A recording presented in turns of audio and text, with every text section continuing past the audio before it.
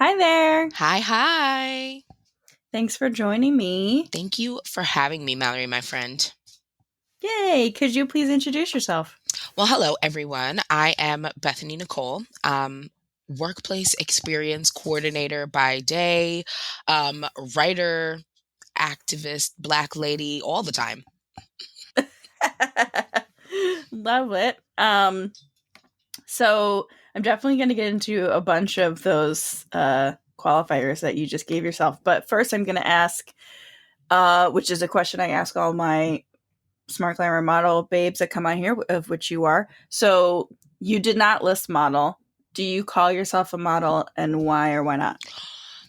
It's funny because, yes, I do, but quite literally because of Smart Glamour is the answer to that question. If Smart Glamour had never been a thing, the answer to that question would be unequivocally no, right? No. Um, a model is not one of the top 5 things I am, right? Like, it's not one of the first qualifiers that I'm going to give myself, but I am actually a model. I have, like, let people take pictures of my body on real runways and, like, sometimes even for money. Get that. Look at me. So, I mean, Mm-hmm. yes, actually, I am a model. And I put the qualifier on model that I'm a body positive model. And I say that because when you say model in 2021, people's minds go to a very specific thing, Mm-hmm. and I'm not that. Mm-hmm. So speaking of that, for folks that are not watching the video version of this and they are just listening, could you describe your appearance? So I am a bodacious 5'9" Black woman. Pretty bald right now, but still rocking it. Okay. I am curvy. I don't know. I honestly, we've been in quarantine for more than a year, Mallory. I have no idea how much I weigh. I don't know any of those like things, but I feel great. So, Mm-hmm. Mm-hmm. Mm-hmm.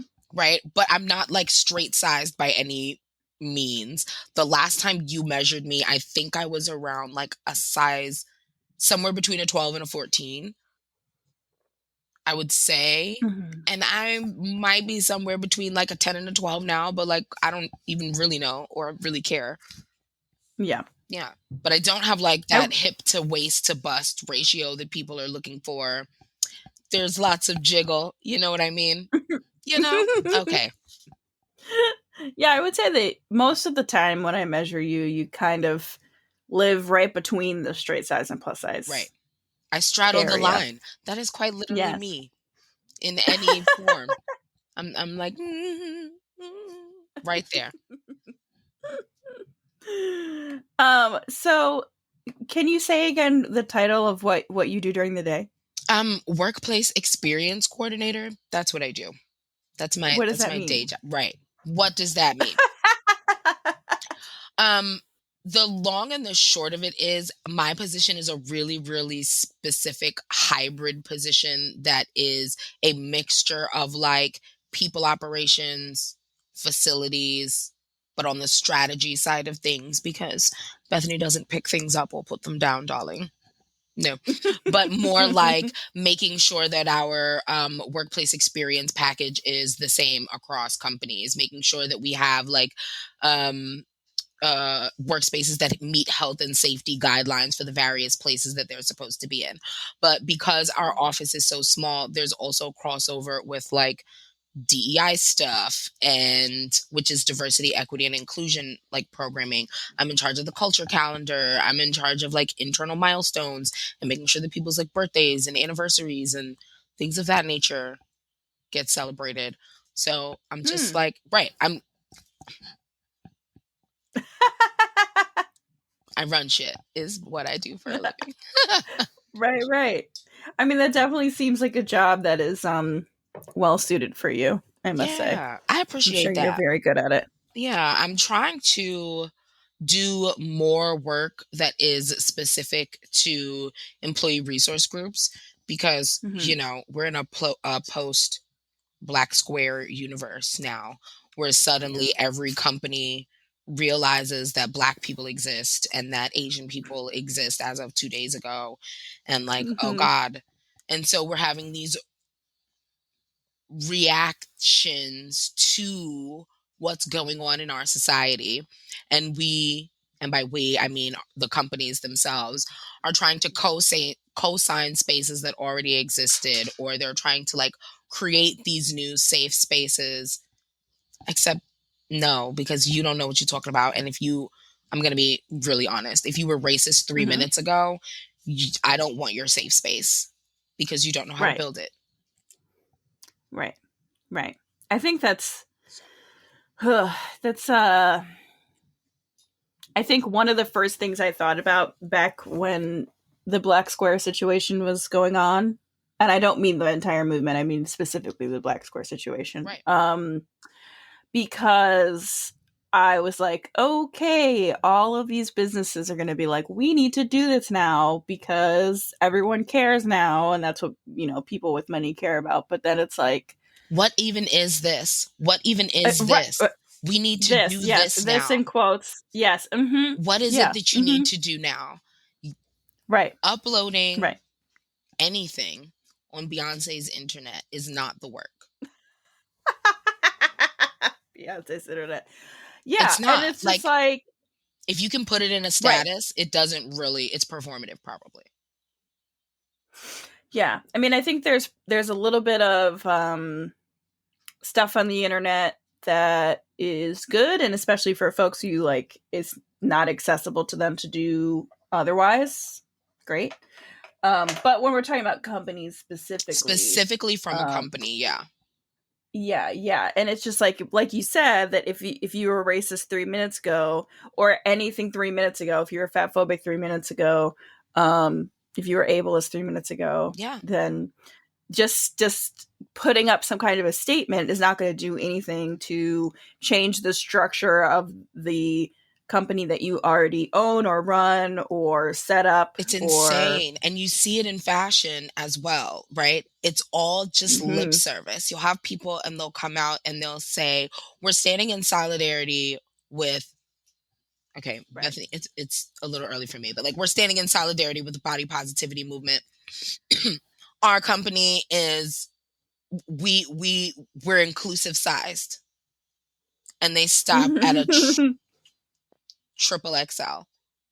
And it's just mm-hmm, like, mm-hmm, don't tell me that you cater to all bodies and there's bodies that you don't cater to. It's literally just mm-hmm, performative. If you are a company who is utilizing body positive hashtags or ethical hashtags and utilizing sweatshops, like, where's the disconnect? It's like, how can you be telling me, how dare you upload a black square to Instagram and refuse to mm-hmm, promote your African American colleagues internally? mm-hmm, mm-hmm. Right, right, right. I And like just, all of that is just like immediately, or I went to, I was like, this is going to be such a mess because I mean, for lots of reasons. I was specifically thinking about like, um, obviously through the lens of fashion because that's the world I live in, but just how all these brands are just gonna like start feeling like they quote unquote need to have like a more diverse model grouping. But if you don't have like the care and the forethought thought and the actions to take care of those people, then it's like the people that are gonna abusive. end up getting hurt are those people. Right. It's abusive. I say that all the time. Like, collectively speaking, that's what everyone wants to do, is instantly, as soon, two things happen when we start talking about diversity and inclusion. Mm-hmm. Mm-hmm. First of all, it's always diversity and inclusion, and everybody takes the E, which is equity, out of it, which, just come on, people, don't make me upset.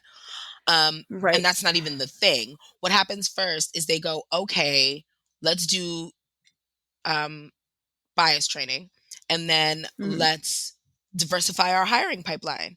In fashion, that's let's get more diverse models. In whatever else, it's like, let's just hire more, insert whatever type of people here. Mm-hmm. Except, if you don't have systems in place that nurture insert demographic group here, all you're doing is Right. signing up to abuse more people like that.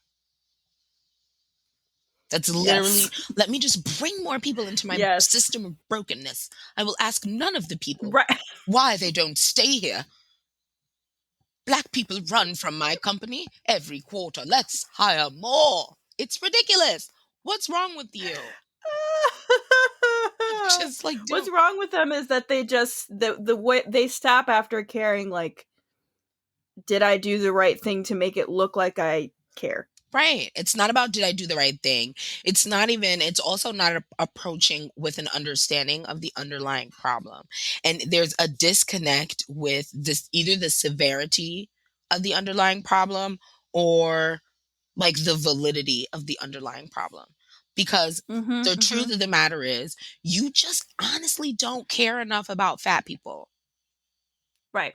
You just Right. honestly don't think that fat people deserve as much as they do. You don't think Right. black people deserve it. Like, that's just when you really boil it all down. You're just like, I don't think that we should be doing this, because if we do this, then that means that fat people just get to have clothes, pretty clothes, ugly clothes, mediocre clothes, clothes that are like fitting their bodies, clothes that are in fashion, clothes that cover them up, Uh-huh. clothes that expose them. They could just have clothes at regular Right. prices that could be catered to their bodies. And I don't think that we Mm-hmm. should do that. I just don't think we should do that. Right. And I I mean, they think might you're as an well just say asshole that. for thinking that, is the truth. Yeah. Yeah. I mean, yeah, if that's whenever people ask me, like, oh, why don't other brands like make clothes for everyone? I'm like, They don't because they don't think everyone should have them. Yeah. Or Like, if that's they like think really other what's people happening. should have them, they're they don't want that for them more than they are willing to cut corners to increase their own bottom line. Like, Oh yeah. increasing your own bottom line at the expense of whoever else is the Mm-hmm. thing that we do as a society that allows us to live that double negative. Like, no, I don't actually, like, if you were to ask me, I don't actually think that fat people should wear burlap sacks. I don't think that. Right. But in order to do what we need to do for people who are like size 4X and beyond within the price point that we need, that will cost me like 62 cents up front. And Mm-hmm. I want them to have things, but not for 62 cents up front. Well, most of them don't. I mean, I'm going to go ahead and take it a step further and say that most fashion um, executives don't actually care if they have things or not. They only care about if they're going to sell and if they're going to make money back on it or not. And like in corporate fashion where I worked, I mean, I know I think people are hearing us say like 62 cents and thinking that we're being hyperbolic. Like, it's actually even less than that. Like they're arguing and fighting over pennies. Pennies. Pennies. It's literally pennies when you crunch the numbers. And I'm just like, Yeah. the thing that boggles my mind is like, my disconnect is, do you not think fat people have money? Like, do you not I think that, know. like, what do you mean there's no return on investment? Like, the streets are screaming, the Right. streets are Right. hot for clothes. And I'm just like, why Yeah. won't you just make, I just don't, I mean, maybe I'm bugging out. I just, You're not bugging out. I can't see No, in you're straight not. lines, or I would be a seamstress myself. Okay. Y'all don't want me to make clothes for you. They would be lopsided, a little off. But no, I totally feel it. And it's a really bizarre thing to me, in all Mhm. honesty, Mhm. that disconnect, because it happens in so many different ways. And I don't, it's my least favorite thing. It's my least favorite thing where people can sit inside of themselves and have a disconnect from how their actions, what their actions manifest in terms of meaning. If you're completely willing to behave and be a part of this system, that literally means that you're okay with the objectification of all of these other people. Mhm. And people can just be Yeah. like, no, no, I'm not. No, what? Yeah. I think that's It's very horrible. easy to like Blinders. do this. I'm covering my eyes for folks who are just listening. Well, let's circle back to modeling stuff. So I was actually before we got on this call trying to remember the very first thing that you did. Was it summer 2015? That seems weird. Is that correct? Okay. First of all, I'm so bad with like going back in time, because Yeah. I literally just today realized that I had Facebook reminded me that I had a friendship, and then it was like 10-year anniversary, and I was like, what? How could I have known? What? What? We've been out of college for an entire decade? The madness. Mm. That's insane to me. Mhm. But 2015 does sound right. I know that we met we met at Girls Right Now, and I feel like we did something together immediately after that. What was the thing? Smile, Okay. same size, different. Oh, No, oh, same size, different eyes. was that Yes, it? yes, yes. Yeah, where we measured Oh, people in the no. street. Wait, wait, wait. That was Measure Me Beautiful, Measure and you came me up with a hashtag beautiful. for that. Yes. Okay. I totally forgot that we met at Girls Right Now. That's the part that I forgot. See? Right. Right, right, right. Because then we just became friends, and then you wonderfully came up with Measure Me Beautiful hashtag. Yep. Correct. Then I had my store, and you and Alicia came Yes. in, and then I did summer 2015, and that's the first time that you modeled. Yep. That is the trajectory. We did That's it. the trajectory. We figured it out. Boo boo. That Oh, that's was such a amazing. moment. Both times, that was a moment for me. I Which loved times were you I talking? loved both the Measure Me Beautiful campaign. I just Mm. it was just so tangible and hands-on. Like, the thing that I love about you, Mallory, is you're just like, yeah, let's do it. No, I don't Mhm. care. What do we need? I'll make it myself. Tell me what we need, and I will go to Michael's, and I will go to the fabric store, and tomorrow morning all of those things will be handcrafted, and then I will just show up there, and maybe there Yeah, will be wine and Beyonce. most of the time. I just Hanging with you is great for just I anyway.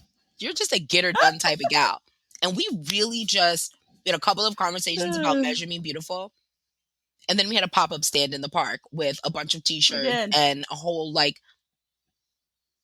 it was a thing, and I was just like, well, look at us go, look at this. Mhm. hmm And then the Yeah. summer video, For that was just so much fun.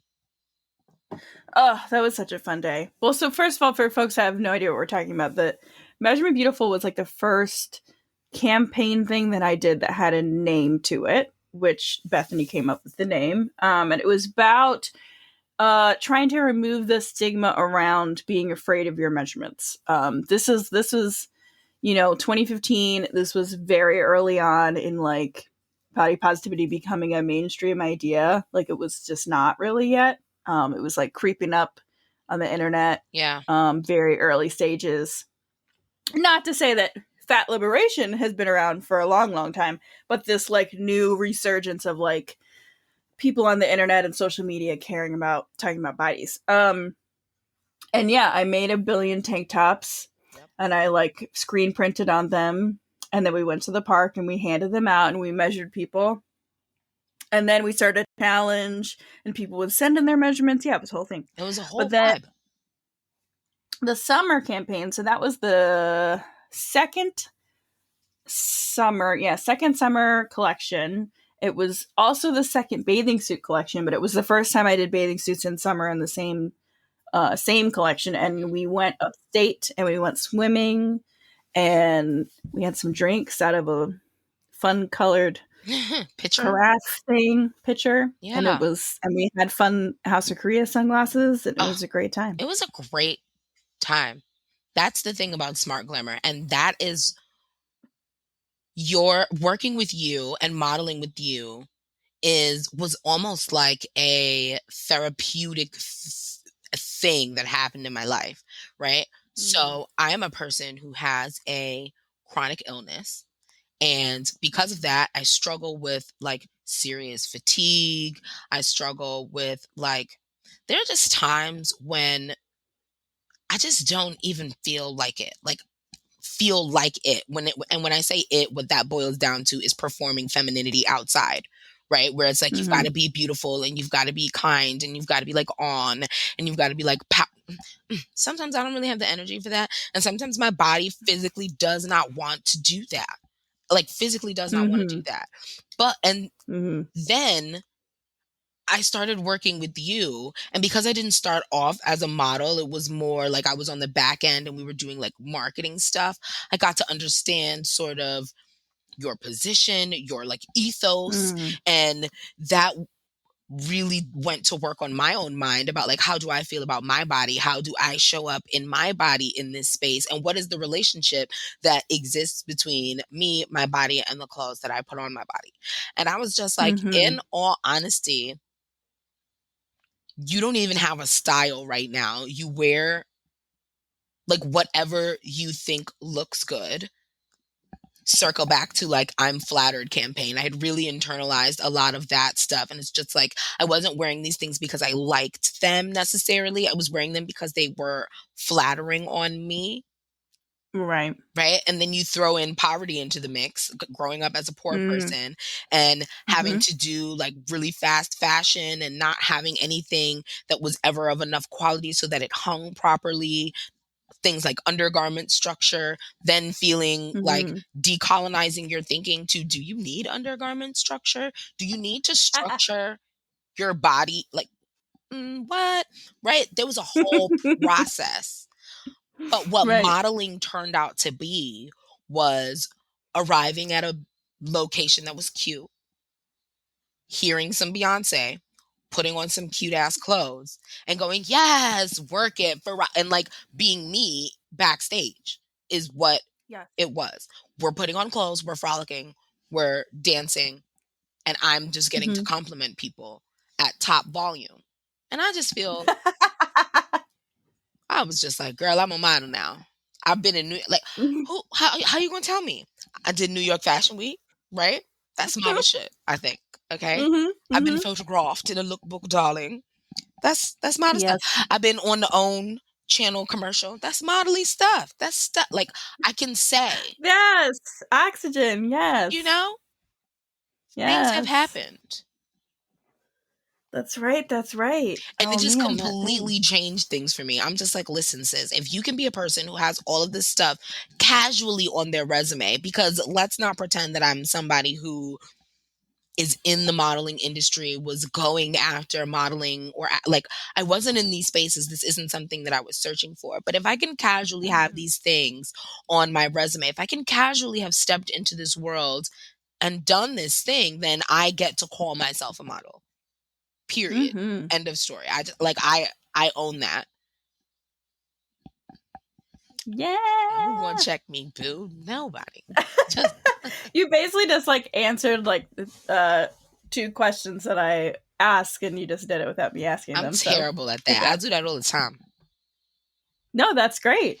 You just intuitively knew what I was gonna talk about, and you did it. So, great. It happens like that. And it's just that's I love SmartGlamour's brand for that reason because it's more than just the clothes. It's about Mhm, the mindset behind the clothes. And you do this really awesome thing where it's like everybody's mindset behind the clothes. Yours, when you're coming into the shop to put the clothes on, the mindset of people as they're just casually scrolling and looking at other people's bodies on the internet. Like, are you mhm, respecting the models? Are you respecting the craftsmen who made those clothes? Like, the cultures from which the designs are inspired? Like, are you paying attention? And then it's also like the companies and corporations. Like, are you guys paying attention to the market, the people, the bodies, the anything? And mhm, it shouldn't be, but it is activism to have all of those things embroiled into one. The fact that you mhm, don't Photoshop your models, mhm, like the fact that there's no mandatory shapewear underneath anything is mhm. like somehow transformational in this industry. When you send us the sheet, I don't know even what they call it because I don't even know what it is. But like when you send us the pre-read material when we're coming to a shoot Uh-huh. where it's just like I need like this kind of shoe, I need this kind of whatever. We're doing jewelry, not too much jewelry, Bethany. Don't do that thing. You're not styling it for yourself, right? There's never be sure to bring Spanx, bring like we stockings, shave your legs, body hair modifications, makeup must No. no. You're literally just like, so the dress is blue. Please don't wear green shoes. Or do if it makes sense with the pop of color.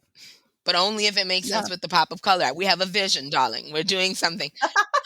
I just want it to look nice, and that's all. It Right. but still like Right. you. Come Mhm. to the Mhm. you're just like bring yourself to the shoot and you leave it on the models to decide how they want to present themselves. Mhm. And then you Mhm. just capture that. Yep. That's like therapy. Yep. However you choose to show up, however you choose to bring yourself into that room is worthy of being captured. Boom, you're a model Yep. now. That's it. All you did was Correct. show up. Yep. Love that for me. Love that for all of us. I want that for all of you. Next casting Me call, I'm too. telling you that you need to come down and do a Smart Glamour casting. When we are out of this Ponderosa, Yes. I can't wait. I'm leaving time I for a Smart Glamour photo shoot. know. I know. I miss it so much. I mean, even the fact that I don't make you take your glasses off. Legit. Which is just like, why is it a thing? Because Or like glare. Because I'm not a I great know. photographer. I don't know. I don't understand. I don't understand. Or like you don't have to wear heels. Like Right. those should not be, you know, a big deals, but They apparently are. they are. And it's little things like that in every workplace. Fashion is so interesting because clothes, we always have to wear them and we have to wear them everywhere. And so fashion is intersected into absolutely everything that is everything. And I'm just thinking about like Right. workplace cultures and I'm thinking about the lack of equity behind and the elitism that just exists behind professional, just being professional. What does it mean to be Mm. professional? When Mm. you're telling somebody that they need to be more professional, you're saying, I would like you to align yourself more along with the Queen's English. I would like you to straighten your hair. I would like you to colonize your language. I would like you to tone down your culture and assimilate some more. And I would like that is literally what you are saying when you're talking about being more professional. When you look at it through a clothing lens, it's what's the word? I'm thinking modesty, but that's not exactly what I'm going for, but let's go with it just for the sake of time. You're forcing Okay. modesty on people. It's like the length of your skirt that matters. It's about and then there's elitism in it as well because not everybody can wear heels. That's so ableist. Right. When I'm having a flare up, if you want me to wear high heel shoes, I would rather die. Um, I can't do it. And then Right. some of these things, literally performing femininity again is so Yep. expensive. Is the other thing. Mhm.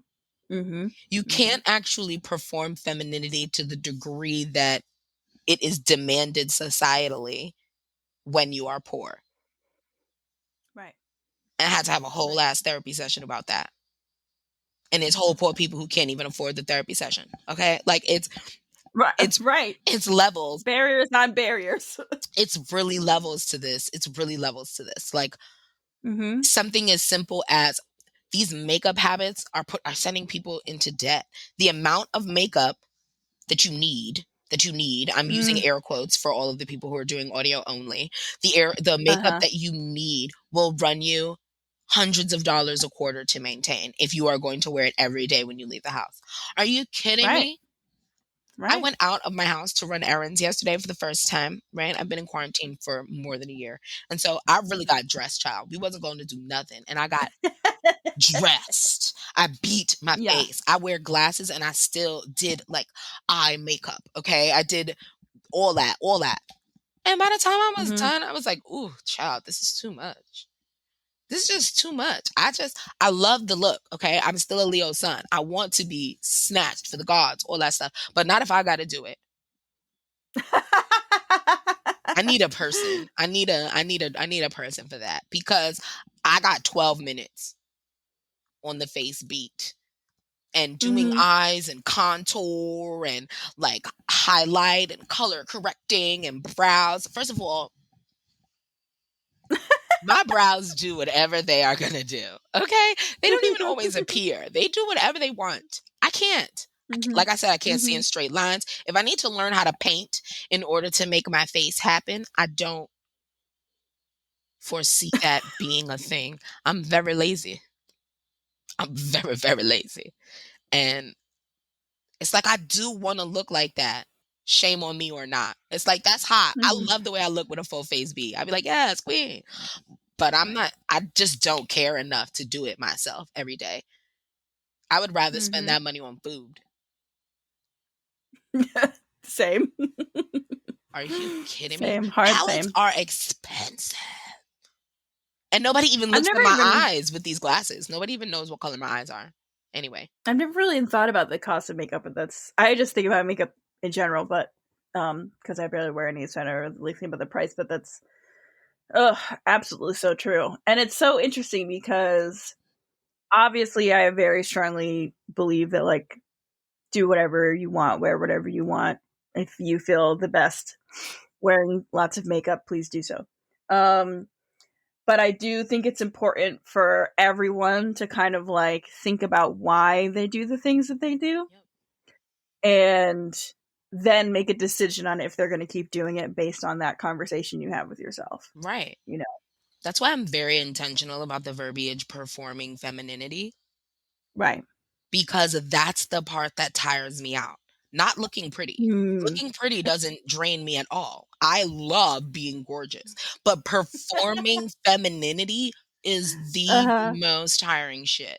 I just want to be myself in what I think looks good. As soon as it's about you and your opinion and your validation, that's so draining because to be honest, to be completely frank, I don't give a shit what you Right. think. Right. I know I'm supposed to. And doing that, playing that game is super tiring. I just want to put on what I want. And sometimes what I want is two contrasting floral prints and a big hat. And sometimes what I want to wear is a muumuu with no bra and some really fuzzy socks. And I think Right. that I should be allowed to live in both extremes. I really do. I really do. And have it be fine. As long as I'm happy and comfortable to show up in my own body, that should be a okay. Mhm. Yes. Could not agree more That's a if I smart tried. glamour vibe, people. That's true. So I also want to circle back to you saying that you're a writer. Yeah. Um, so what do you write and why do you write? I okay. So me being a writer, I'm actually in the process of publishing my first published work right now. It is a thank you. I'm like very excited. It is a niche corporate guide that is about launching effective employee resource groups. Because again, you know, ever since George Floyd's murder in 2020, companies got very reactive. We had Black Square moments. We had this new uprising of needs for these spaces.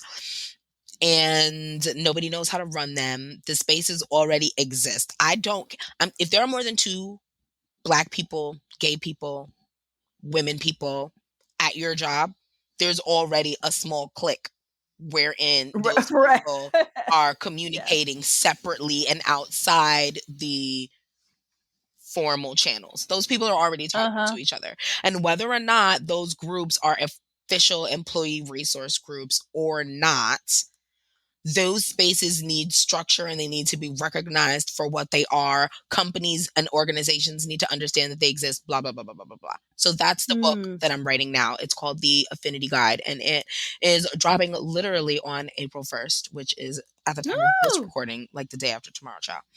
Um, yeah, So but it'll already be out when you're listening yes, to this. exactly. It'll be out and you can find it at theaffinityguide.com. um, Yay. but I consider myself a writer, and I actually had to sort of go on a journey with claiming writer as a title for myself prior to Mm. being published. Um, Mm. but writing is something that is the craft that I have most consistently poured into for like the duration of my life. I have always been a writer. I write stories, I write articles, I write blog posts, I write internal communications. I have written, you know, all I do is write things. And so I'm Mhm. also in the process of writing my memoir, and one of the side businesses that I run is I run a couple of book clubs. Um, Mhm. and in those book club communities, I found a lot of people who are also trying to write stories, write memoirs, write pieces of work. And so I'm also putting together a sort of like Black writers workshop moment Mm.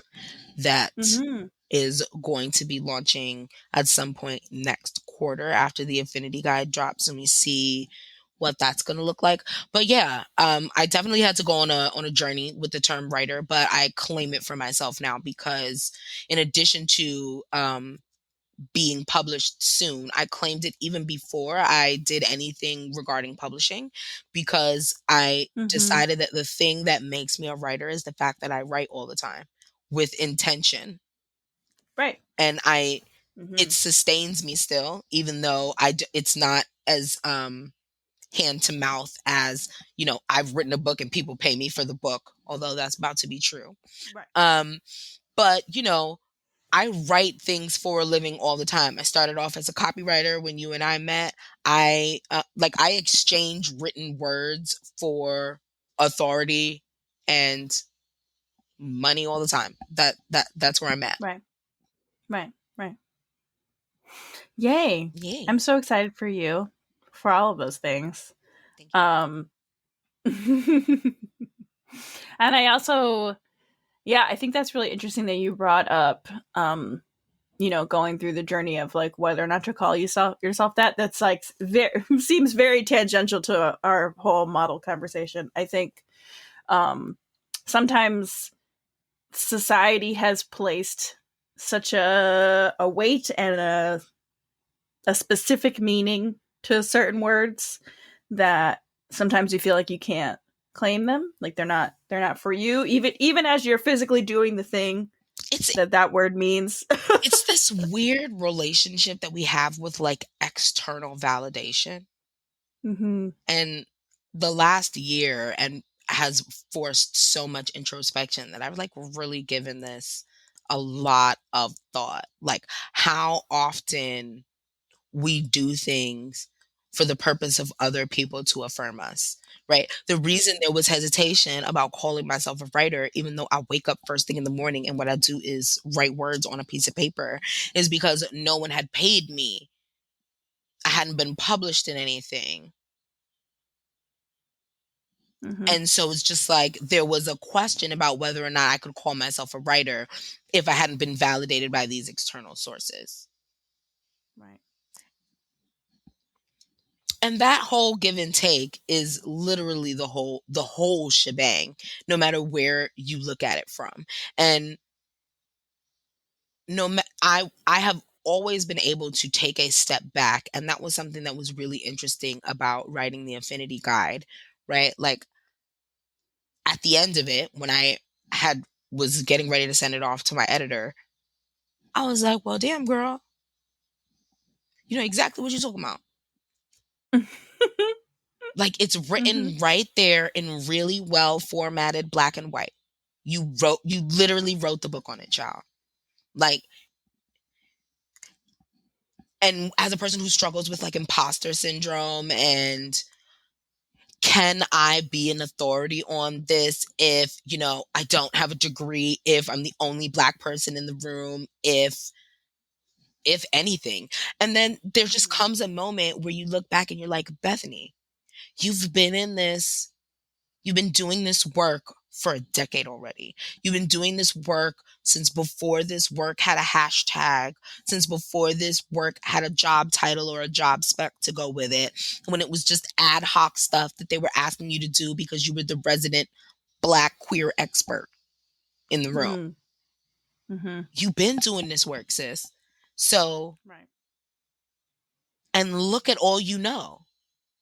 Look at all that you can, like, you wrote all of this stuff and you cited back to sort. Like, it's not, once you write it down and I stand at the end of each of these different arenas, modeling, body positivity in general, writing, um, just my professional development journey. And I Mhm. realize that even when you take away the external validation, even if I never get promoted at work, even if they don't change my title, even if I never get published, I have accomplished what I have accomplished, and no one can take those things away from me. I know what I know.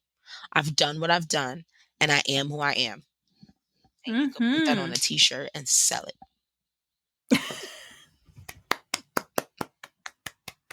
Oh, I love that so much.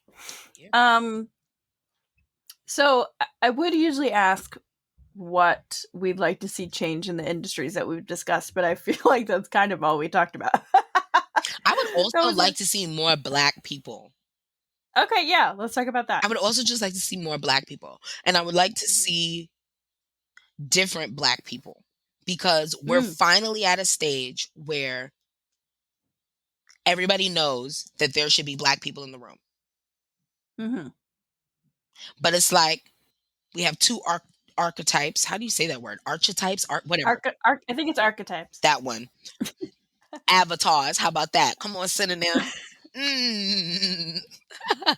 There are two avatars for what kind of person that you want it to be for each gender. We do not have any Mm. space in corporate America for, like, y'all don't care about trans people at all. That where the fat Black people at? Where's the neurodivergent Black people at? Where's the ghetto Black people at? Where are the Black Right. people who sound like me in Right. these Right. Right. meetings? Like, just because, like, can we just decolonize the workplace in its entirety? Just because I talk with my regular vernacular does not mean that I will not read you for filth and that I don't know what the hell I'm talking about. Mhm. I saw a TikTok that was like having that made a song about having colored hair doesn't make you unprofessional.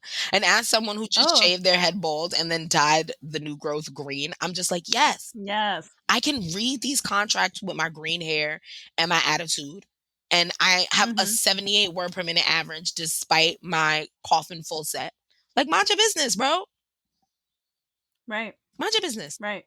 I would just like Right. for us to completely change what we think about when we think about professional Black people. Like, remove the respectability politics from the conversation. Like, are you imagining somebody in a wheelchair with Timberlands and constructs on? No, you're not. You're literally not. Are you imagining Right. a pansexual, androgynous human in a dress? No, you're not. Right. You're Mhm. just you're not. When you are just like, we need to have more Black people in the room, you're talking about a medium paper bag brown woman with a perm, or like Tracy Ellis Ross coils. That's the kink y'all like. Uh-huh. Uh-huh. And you want a dude who is Black but not super threatening, right? Like, he can't be too jacked and he can't be too dark, and he should probably be bald. Come on, we don't all look like that. That's not. Mm, let's Mhm. just leave room. Let's just leave room for people who look any old type of way, Mhm. who been from any old type of place. Forget, just it's all so elitist, and And that is beside the point. I've never understood how these people even not so like take the moral correctness out of it, which I clearly believe in, but if you just look at how much if you're coming from it from like a bottom line corporate standard, people will do better work when they feel safe and comfortable and like themselves. And I don't understand why that has not been like an agreed upon thing yet. Like they think that things are quote unquote distracting when in reality, I'm by gonna be trying to force honest with people you. into boxes. It's that same disconnect. It's that Right. same disconnect where it's just like they literally don't believe that it's happening. I look in all of these again. the DEI thing is a craze right Mm-hmm. now, and everybody's hiring for diversity, equity, and inclusion roles. And you'll see any number of job specs for all of this stuff. But when you come to these companies, when they ask me to look at or assess what's going on, they don't actually want to assess what's going on. They want to do implicit bias training. Right. Right. That's not going to help anybody. You know who doesn't need implicit bias training? Oppressed people. Right. You know who Right. absolutely is going to gain nothing from watching that DEI video that everybody loves so much, where they start off, they're getting ready to run a race, and they start off, and you get to take one step forward based on how many privileges you have. You know who hates that? The Uh, person who didn't get to take any steps.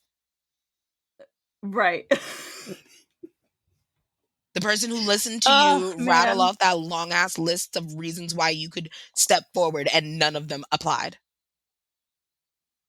And Yeah, that it was just a doesn't, lovely confirmation. then I'm not shit. Like, come on. It's like, and it doesn't occur to you. I'm literally telling you that you will go to these companies and you will be like, okay, so let's talk to the Black people in your organization. Same with these people who sit down and say, you know, in my day, we didn't see color. In my neighborhood, we all just got along. I'm just like, I bet you if we went back to your neighborhood and we interviewed the Johnsons, if we interviewed the Black Mm-hmm. families, they would be like, listen, the peace came Mm. at my silence. We had to assimilate and swallow our pride. And it wasn't that peaceful for us. I'm going to be honest. Right. Chad and them gave us frequent microaggressions. We were completely on alert 100% of the time. But I'm glad that everybody else was comfortable, because that's what we were setting out to do, was make everybody else comfortable for our own safety. You are completely misinformed about what this even is. And that's why. Y'all are just like, oh, we doing good. Ain't nobody complaining. Right. Duh, Because complaining what is happens if they dangerous. complain? Yeah. Complaining, get your ass fired, beat up, Uh-huh. maligned, Mm-hmm. canceled, doxxed with 2 X's. No, no, Right. no. So y'all don't even really know what you're talking about. And they always look so surprised. You mean people at my Mm-hmm. organization don't feel safe Mm-hmm. to discuss Mm-hmm. racism and ethnic trauma? That's another thing. Stop asking your coworkers to talk about their trauma at work. I don't want to cry on the clock with my colleagues. That's not what I had planned for the day. I never wanted to do that. But yeah, long tangent. But long story short, what do I want to see more of in these industries, in the fashion industry, in any writing industry, in these corporate industries?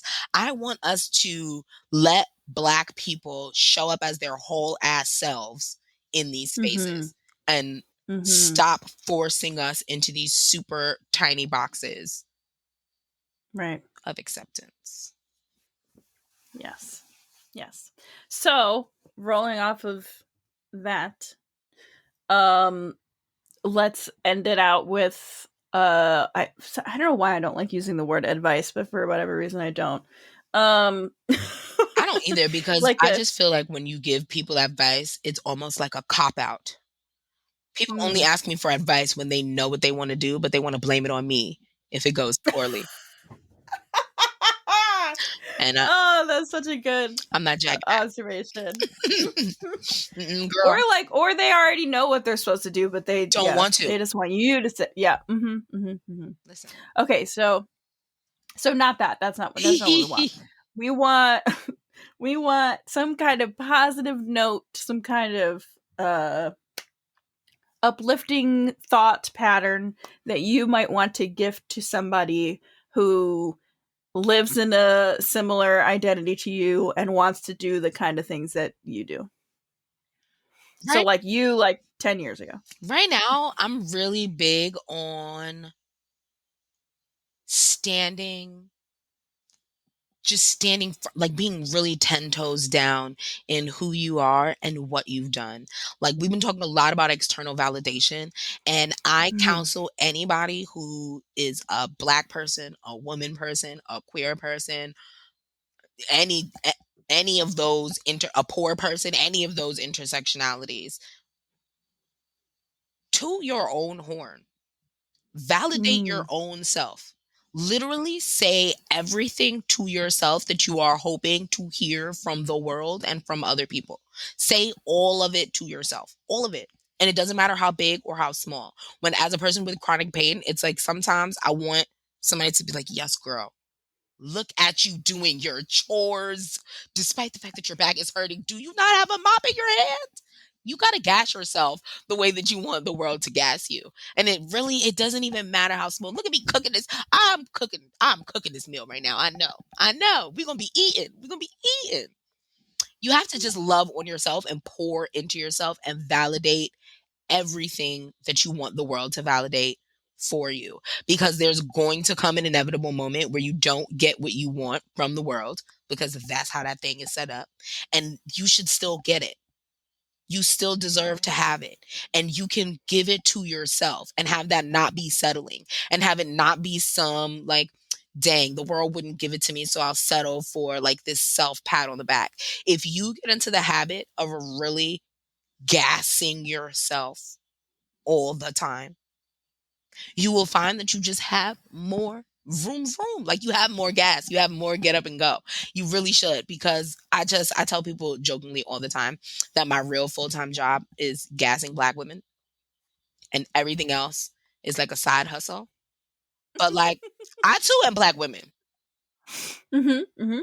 Mhm. And I am getting much better at like really amping myself up and having positive self talk.